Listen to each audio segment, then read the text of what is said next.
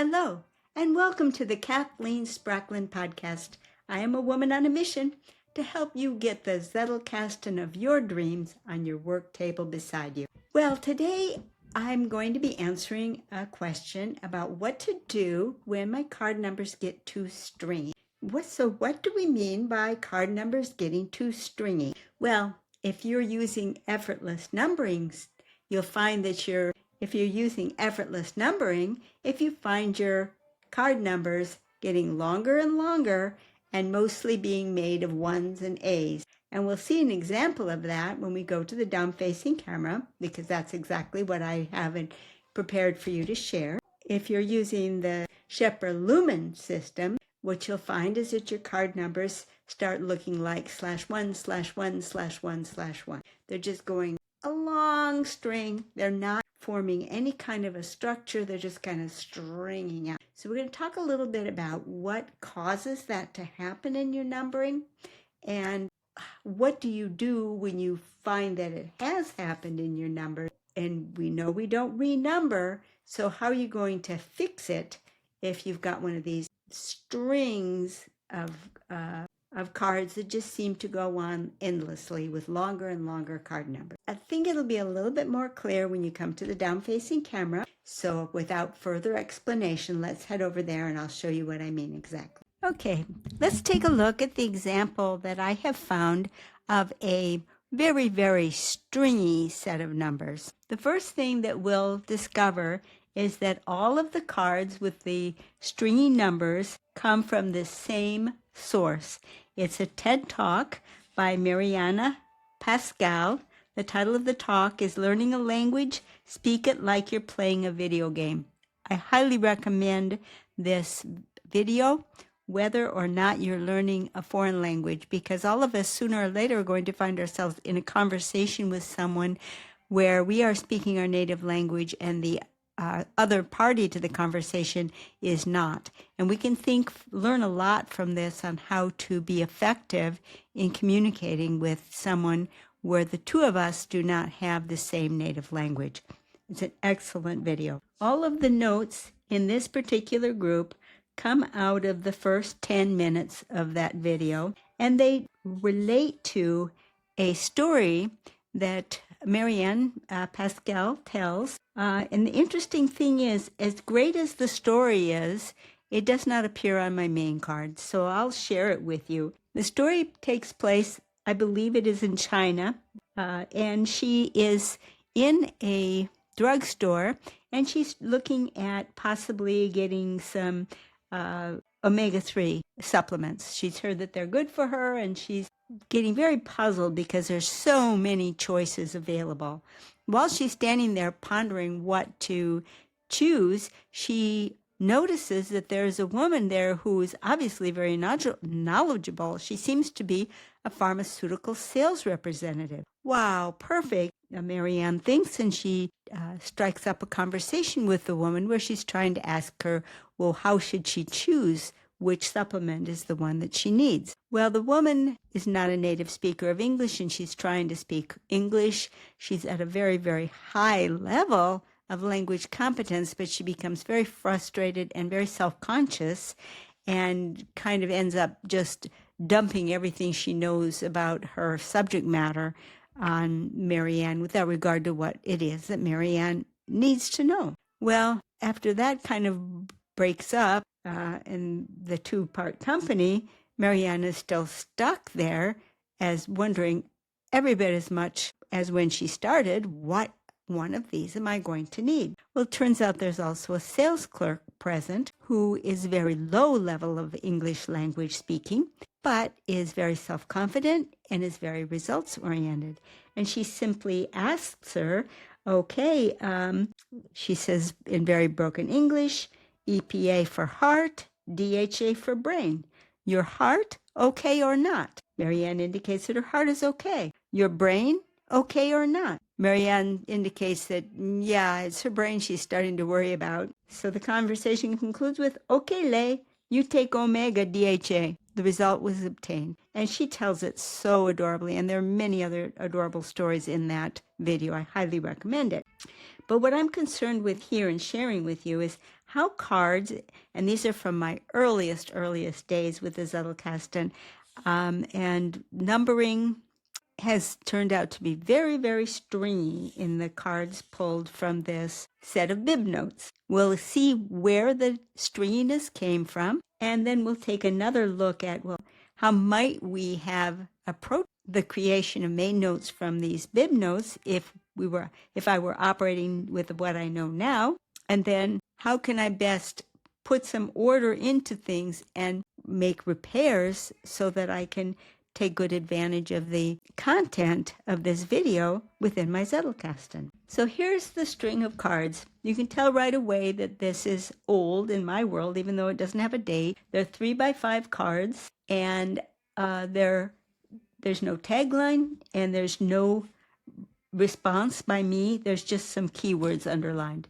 I can't even tell from this whether I've even indexed this card.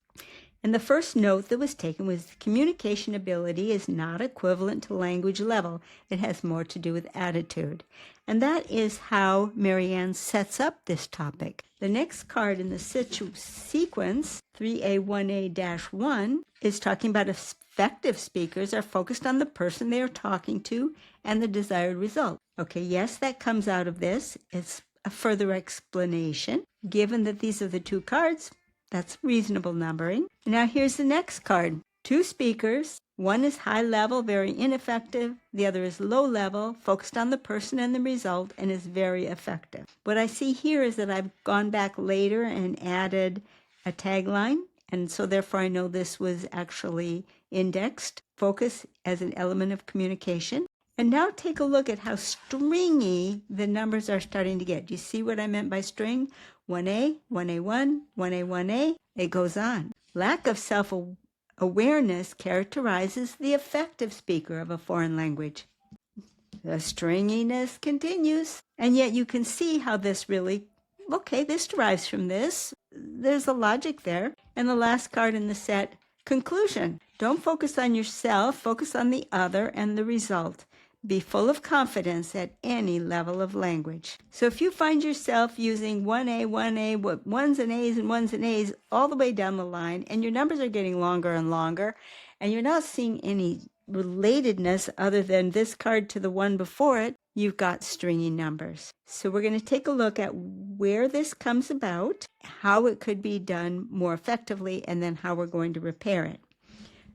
Before we dive into all of that, though, I would like to point out that stringiness is already showing up right here, A1A. So if I want to see what was the source of all the stringiness, I needed to take a look at 3A1. So I pulled 3A1, and it's a divider. And for me, dividers were the way that I dealt with card numbering before I was comfortable with card numbering.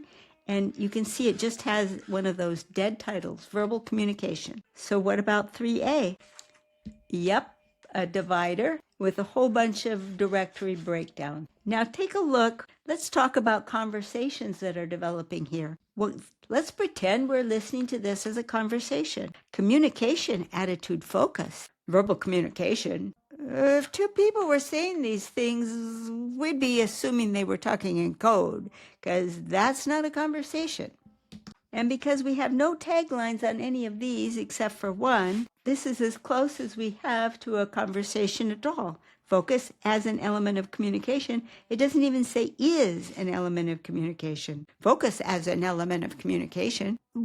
What? You would have a statement if you said focus is an element of communication. So a lot of this reflects the lack of a design of main cards using the system that I came to begin using after a number of years of fumbling and doing things ineffectively. So many times I've gone back to this checklist for creating a main card. And the main thing you're going to do with a main card is have a thought or idea from your source. It says book here, but it could be a podcast, a lecture, whatever your source is, you're going to want to start with a thought or an idea. So in some respects, all of these are thoughts from the lecture. But now let's put our Mortimer Adler hats on now and say, okay, what if we were looking for the proposition that Marianne was making? We have that identified right here. Don't focus on yourself, focus on the other and the result.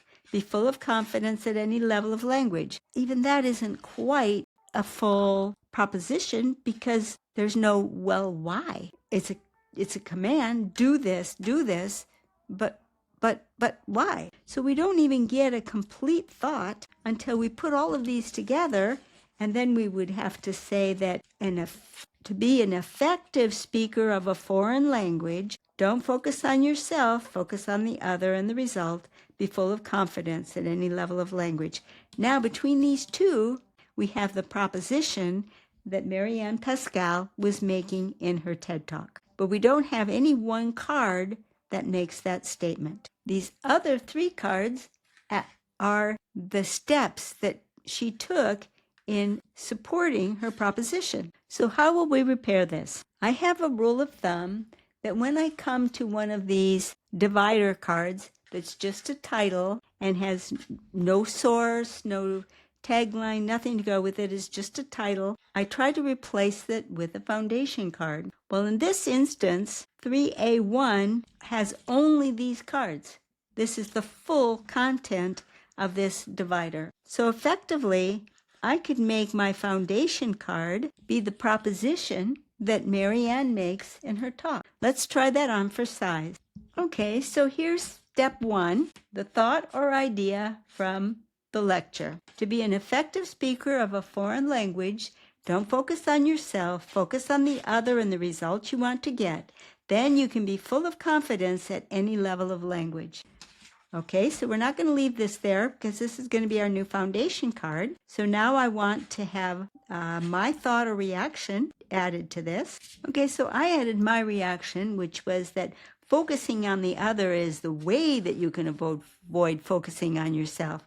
I don't think it works to start by giving yourself a negative. I think you have to substitute focusing on the other, and then there's no room for focusing on yourself. And then I added that this also works for recording videos. I find when I get stuck doing one of my podcasts, it's because I'm worrying about how I'm coming off rather than thinking about, am I the person that I'm trying to help with their Zettelkasten? So this works for more than one area, not just speaking a foreign language. Okay, next I have to include the bib card nickname. Okay, so I've added that. This comes out of that same location. And then I need to add a tagline at the top that'll bring back the full thought. And it needs to be something that I could say in conversation. Okay, I added a tagline, but it's a bit long. I'll probably abbreviate it when I create it as an index entry. But there's the effective tagline that will definitely bring this whole card back to memory. Now, what do I do with my other cards that have now fallen under this?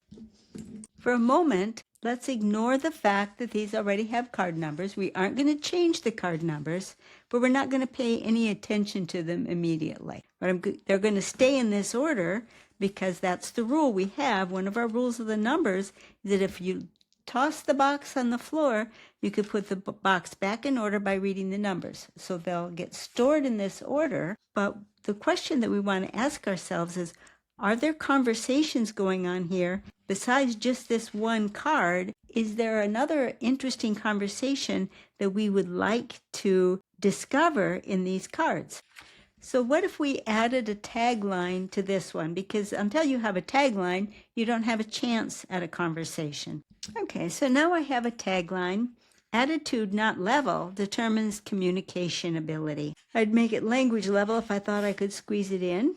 Okay, I'll try for it. Attitude, not language level, determines communication ability. So now one of the things that I'm wondering about here is, am I really adding anything novel with the addition of this card? What does this card give me that this card does not? Well, this one uses the word attitude, but this one breaks down the meaning of attitude. Okay, let's do the same with each of our cards and see if we can get a conversation going. Right away, I can see that this card is really pretty much redundant. There's nothing here that isn't already in this card, so I would probably not bother adding this one to a directory. Focus is an element of communication.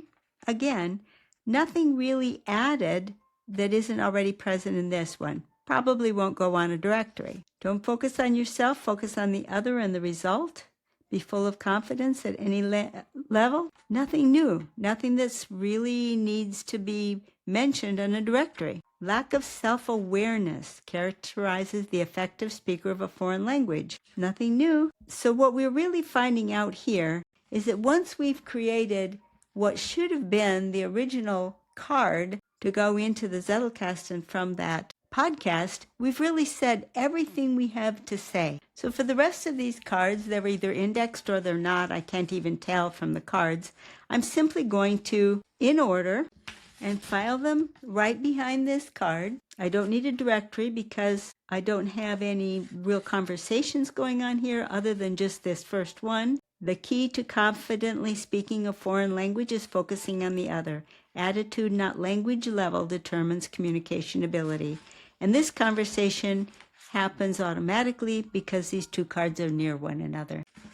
I will, however, make sure that I index the keywords in this card. I'll keep the divider, but now I have a full foundation card to take its place. And I'll let this one go for another time and just file it back where it was. Okay. Now, an interesting thing to notice about that experience is that when we make the proper kind of main cards coming out of our bib card, we're going to avoid the mistake of making lots and lots and lots of main cards, which pile up a lot of work for us and don't add anything to the conversation. So we really want to be thinking about the main propositions that the book is making, the video, the lecture, whatever our source material. What are the main propositions that the author is making? Those are the things that are going to go onto the main cards. All those individual cards should just have been left as bib notes. They're all together here. They're being all together adds nothing because they're already all together on the bib card. So there was no need for a whole collection of these or for doing that many indexing, that many taglines, that many reactions. It all becomes unnecessary when you capture the key idea and put all four elements on your card.